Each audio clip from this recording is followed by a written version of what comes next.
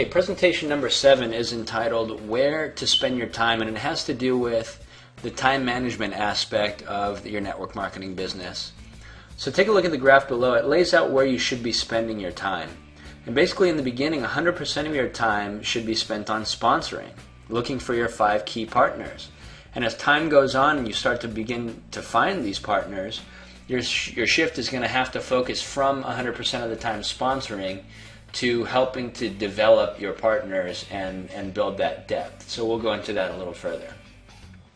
You might be saying, what about the training? In the previous presentations, one of the most important aspects of your first month training is prospecting with your upline. That's how you're going to train, is by learning how to prospect. And as a byproduct, you'll bring on prospects.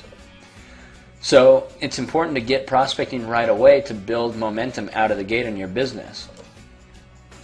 So as time goes by, the amount of time you spend sponsoring people will drop off. And this is because all of a sudden you'll begin to have your first serious person, and then 2 serious people, 3 serious people, 4.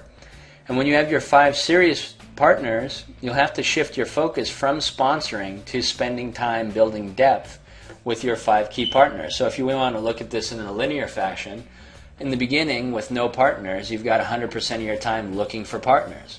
When you bring on one partner, 20% of your time should go to him. 2 partners, 40% should go to those 2 partners.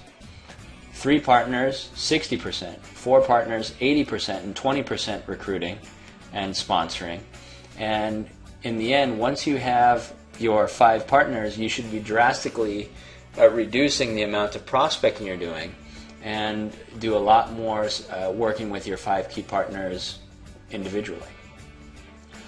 At this point, spend your time teaching and reaching for that bedrock. Teach your people to sponsor. Then teach them to teach their people to sponsor. And when they go 3 to 4 levels deep and no longer need your help, you can offer the opportunity to work with you to a new prospect. In other words, once they're independent, once one of your 5 is independent, they can break off and you basically can bring on another one to fill out your 5 that you work with. For ongoing maintenance, when you have your 5 serious people, you should be spending about 95% of your time working with them. And then 2% of your time you should be servicing customers.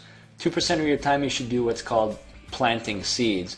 Planting seeds is basically just giving the idea of residual income out. And by planting seeds, as your initial 5 people start to become independent, you already have the seed planted in the minds of others so that you could circle back around and fill in the gaps. You might say something like, I can only work with 5 people at a time, Jim, but I can let you know if a spot becomes available. And then once the spot becomes available, let him know.